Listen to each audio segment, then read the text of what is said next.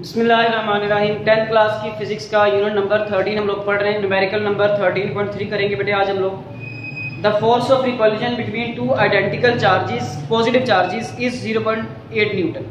दो एक जैसे पॉजिटिव चार्जेस हैं, यानी दोनों चार्जेस की मिकदार एक जैसी है और उनके दरमियान जो फोर्स ऑफ रिपल्जन यानी कि दफा की फोर्स है वो 0.8 न्यूटन है। When the charges are 0.1 metre apart, जब दोनों चार्जेस के दरमियान जो फासला है वो 0.1 मीटर है। Find the value of each charge, her charge की मिकदार मालूम करें।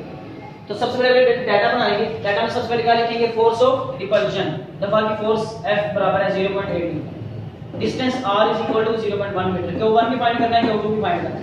K की वैल्यू लिखी हमने 9 multiplied by 10 rays to power 9 newton metre square पर कूलम स्क्वायर। सॉल्यूशन पे आ जाए।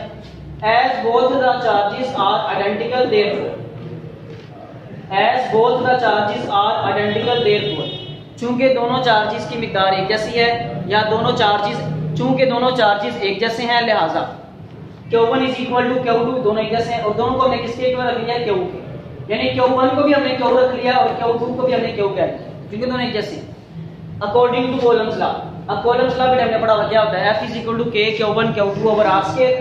अब Q1 और Q2 दोनों बराबर हैं तो मैं दोनों की जगह Q लगा सकता हूं। F is equal to K Q multiplied by Q over R square. तो जब Q से मल्टीप्लाई होगा तो क्या बनेगा? Q स्क्वायर नहीं बनेगा। F is equal to K Q square over R square.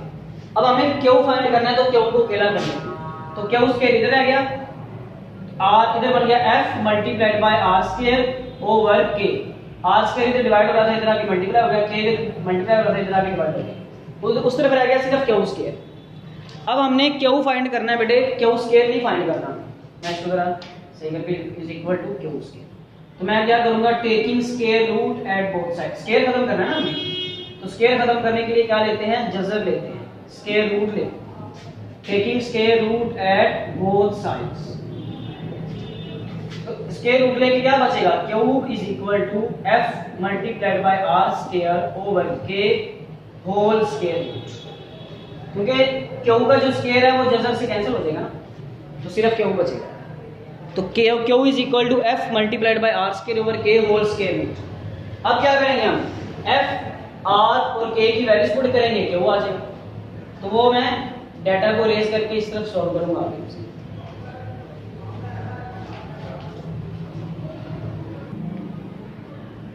तो बेटे वैल्यूज पुट कर लेते हैं। Q is equal to F कितना हमारे पास?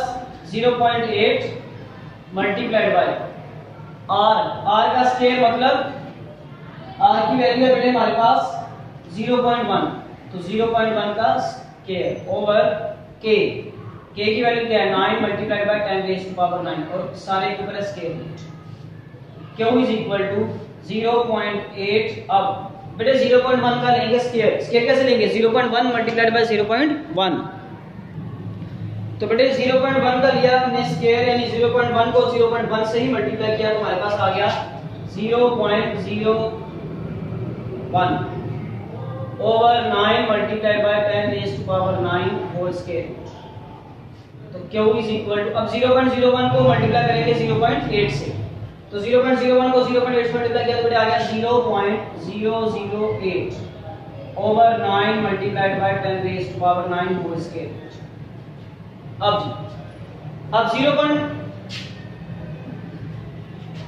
0.008 को डिवाइड करेंगे 9 पे, तो बेटे डिवाइड करके हमारे पास आंसर आ जाएगा 0.0088889। और जैसे डिवाइड करेंगे 10 की पावर 9 ऊपर चली जाएगी और ऊपर जाके -9 हो जाएगी, सारे के ऊपर स्क्वायर रूट वैसे आ जाएगा। अब क्या करेंगे? अब बेटे स्क्वायर रूट लेने से पहले हमने बोला क्या करना है? स्क्वायर रूट लेने से पहले हमने ये जो 10 की पावर -9 है इसको या तो 8 बनाएंगे या 10 बनाएंगे, क्योंकि जब आप स्क्वायर रूट लेते हैं तो पावर हाफ रह जाती है, 10 की जितनी भी पावर हो वो आधी रह जाती है। अब 9 का आधा तो 4.5 तो नहीं ना लिख सकते हम पावर में, तो या इसको -10 करेंगे या -8 करेंगे। तो हम बेहतर यह है कि इसको हम -8 कर देते हैं। -8 कैसे होगा? जब पावर +1 होगी। +1 कैसे होगी? जब पॉइंट जो है वो एक डिजिट इधर आएगा,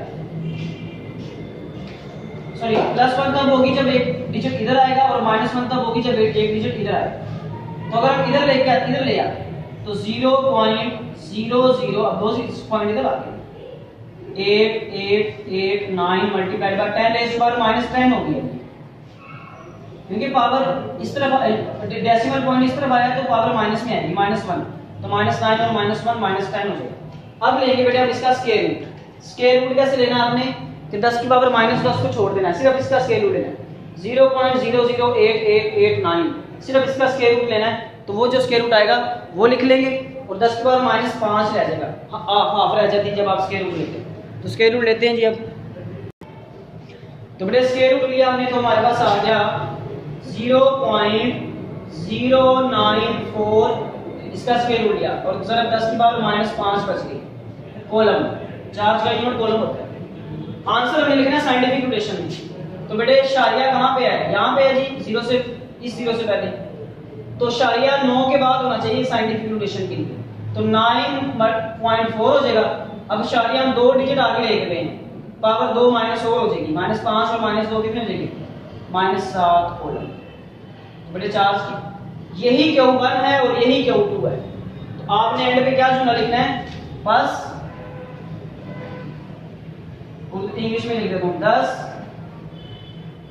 each charge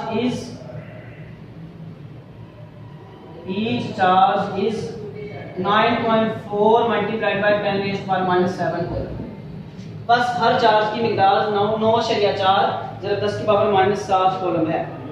10